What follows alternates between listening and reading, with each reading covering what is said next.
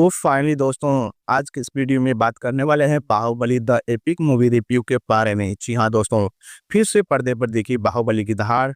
S Rajamouli ने कहानी को एक ही फिल्म में बखूबी उतारा है। जी हाँ दोस्तों, बाहुबली द एपिक महिष्मति की विशाल दुनिया और अमरेंद्र बाहुबली के रूप में प्रभास की आकर्षक उपस्थिति को वापस लाता है। री एडिट वर्जन में फिल्म की दृश्यात्मक भव्यता, शक्तिशाली भावनाएं और महाकाव्यात्मक कहानी बरकरार है। तो दोस्तों, जब एस राजामौली ने पहली बार घोषणा की कि वह अपने ब्लॉकबस्टर फिल्म बाहुबली के दोनों हिस्सों को मिलाकर एक ही फिल्म के रूप में रिलीज कर रहे हैं, तो दर्शक असमंजस में पड़ गए। क्या फिल्म निर्माता फिल्मों के दोबारा रिलीज होने का कोई नया चलन शुरू कर रहे हैं या यह कोई नया प्रयोग है? दरअसल फिल्म को एक नए नाम बाहुबली द एपिक के साथ फिर रिलीज किया गया, जिसने इसकी चर्चा को और भी बढ़ा दिया। बाहुबली अपनी भव्यता और वैभव के लिए जानी जाती है। कई दर्शक जो बाहुबली की दोनों फिल्मों को सिनेमाघरों में नहीं देख पाए थे, आखिरकार बड़े पर्दे पर देख पा रहे हैं। चूंकि आप में से ज्यादातर लोग फिल्म देख चुके हैं, तो सवाल यह है कि क्या प्रभास यह फिल्म फिर से देखने लायक होगी या उसमें कुछ एडिट या कुछ नए सीन्स जोड़े गए हैं। आइए जानते हैं। जी हाँ दोस्तों,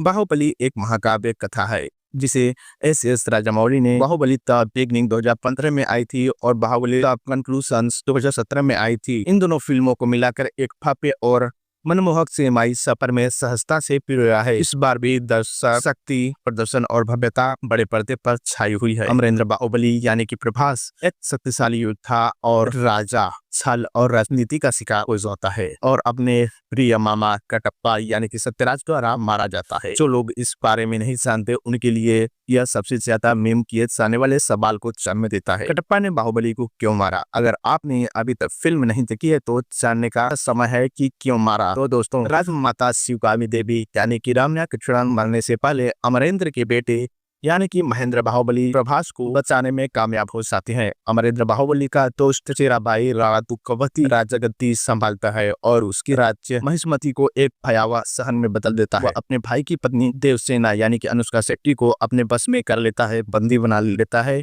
जो 25 साल से अपने बेटे की वापसी का इंतजार कर रही है ताकि वह अपने पति के मौत का बदला ले सके और बुराई का नाश हो सके। तमन्ना भाटिया ने फिल्म में एक अहम भूमिका निभाई है। कहानी में और भी कुछ है, लेकिन आपको सबसे पहले यही जानना जरूरी है। तो दोस्तों, जब प्रभास लोहे का कवच और सिर पर सिंहासन धारक किए हुए युद्ध के मैदान में उतरते हैं, तो आप चाहते हैं कि कोई उनके सिर्फ महाकाव्य भूमिकाओं तक ही सीमित रहने के लिए कहे। उनकी निगाहें, व्यवहार, संवाद, अदायगी लोग फिल्म की हर चीज प्रभास की चीखें निकालने पर मजबूर कर देती है। फिल्म में राम्या कृष्णन के बेहतर शिवगामी कोई भी नहीं हो सकती। उनकी आंखों ने ही सारा अभिनय कर दिया। कटप्पा के रूप में सत्यराज ने प्रभास के बाद फिल्म में सबसे जबरदस्त भूमिका निभाई है। उनके बिना फिल्म की कहानी पूरी नहीं हो सकती थी। दुष्ट राजा भल्लादेव के रूप में राणा दुर्गावती आपको उनसे नफरत करने पर मजबूर कर देंगे और जब कहानी का खलनायक ऐसा कहानी में कामयाब हो जाता है, तो आपको पता चलता है कि उसने अच्छा काम किया। फिल्म की दो प्रमुख अभिनेत्रियों अनुष्का शेट्टी और तमन्ना भाटिया को संकट के समय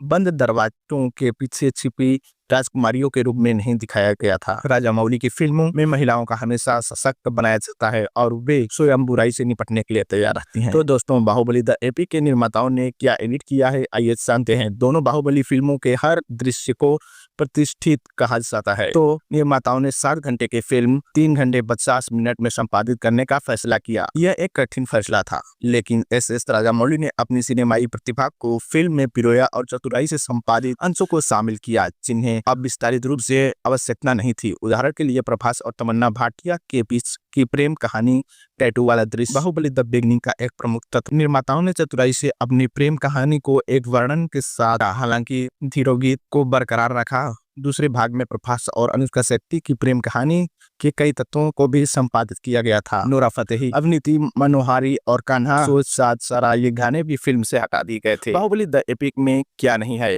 बाहुबली द एपिक लगभग 4 घंटे लंबी है, जिसमें एक इंटरवल और विज्ञापन भी शामिल है। आज के समय में जहां ध्यान की अवधि लगातार कम होती जा रही है, इतनी लंबी फिल्म देखना एक मुश्किल काम हो सकता है, खासकर जब वह पहले भी देखी जा चुकी हो। ज्यादातर लोग इस बारे में सिर्फ पुरानी यादों को ताजा करने के लिए बड़े पर्दे पर भव्यता को एक बार फिर से जीने के लिए सिनेमाघरों में लोग। ऐसा लगता है कि निर्माताओं को यह बात अच्छी तरह से पता है। उन्होंने फिल्म के विशाल पैमाने और प्रभावशाली बीएफएक्स को दर्शाने वाले गानों और दृश्यों की बड़ी चतुराई से बरकरार रखा है। उदाहरण के लिए हालांकि कान्हा सोचा सरा ज्यादा लोकप्रिय गाना हो सकता था, लेकिन टीम ने इसे हटाकर ओ और रे राजा को ध्यान का फैसला किया, मुख्यतः इसलिए क्योंकि बाद वाले में ज्यादा दृश्यात्मक तमाशा था। यह संपादक की ओर से भी एक व्यवहारिक फैसला था, क्योंकि बीएफएक्स दृश्यों के निर्माण में काफी ज्यादा लागत आती है। लोगों को बाहुबली द एपिक क्यों नहीं देखनी चाहिए? लोगों को बाहुबली द एपिक क्यों देखनी चाहिए? अगर आप प्रभास और राजामौली के प्रशंसक है और दोनों फिल्में खैर पर देख चुके हैं, तो बाहुबली द एपिक आपको बड़े पर्दे पर देखने के लिए तैयार है। सिनेमा हॉल में प्रवेश करते ही वीएफएक्स और बैकग्राउंड स्कोर हर नया अनुभव बन जाता है। इस महान कृति को आपकी आंखों के सामने एक बार फिर से प्रकट होते हुए देखने का नया अनुभव और पुरानी यादों को ताजा करता है और आपको उस अपेक्षाकृत समय की याद दिलाता है जब दोनों फिल्में पहली बार रिलीज हुई थी। तो दोस्तों, अगर आप प्रभास से कट्टर प्रशंसक है और आपको लगता है कि आप उनके पिछले कुछ समय से बड़े पर्दे पर मिस कर रहे हैं, तो बाहुबली द एपिक आपके वीकेंड थिएटर में देखने लायक हो सकती है। हालांकि आपको यह सुनिश्चित करना होगा कि आपके पास पर्याप्त समय हो, क्योंकि 2 घंटे से ज्यादा हॉल में बैठना अब पुरानी बात हो गई है। जो लोग एस राजामौली की प्रतिभा को बड़े पर्दे पर देखने से चूक गए हैं और महाकाव्य नाटकों के रुचि देखते हैं, तो उनके लिए यह फिल्म निश्चित रूप से सिनेमाघरों में आपका समय मांगती है। बैकग्राउंड स्कोर और अपने समय से कहीं आगे है। बीएफएक्स के लिए ताबूत में आखिर किल यानी कि अंतिम निर्णय का इंतजार कर रहे लोगों के लिए बाहुबली द एपिक वाकई इतनी हाइप लेकर आई के लायक है। तो दोस्तों, ऐसी छोटी बड़ी अपडेट जानने के लिए अपने चैनल रेटिंग बाजार को सब्सक्राइब अवश्य करें। मैं मिलता हूं आपसे अगले वीडियो में। जय हिंद, जय भारत।